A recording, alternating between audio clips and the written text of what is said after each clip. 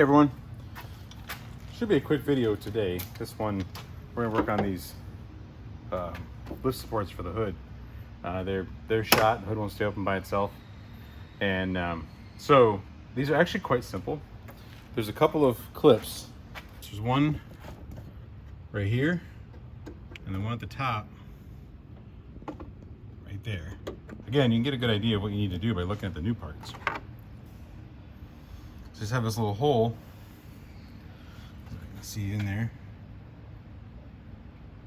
and that clip just clips around a little nub that's on that. One down here and one up here, and these just sort of slow, like a little ball joint of sorts. So I got the hood propped open so it doesn't fall on my head.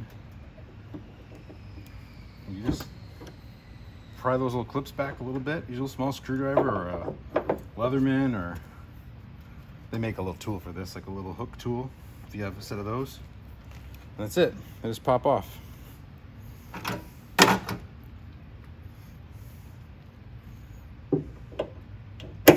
the one just clip on in its place. A little extra height here. And that's all. It's that simple. We'll do the other side here real quick. Again, throw that one off. They may not both be bad. They usually are, though. Anything that comes in pairs. If one side's bad, if the other side isn't bad, it will be shortly. These come with the ends not connected, so you just gotta screw them on. The ends are the same. There's not like a top and bottom. You don't have to do anything fancy with it or worry about where they go. Just put them on. Put that one on.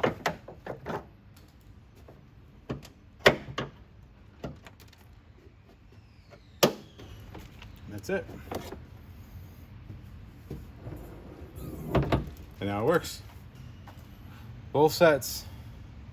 15, I think they were maybe $17 with tax and everything on Amazon. They had them at the local parts store, but they were out of stock.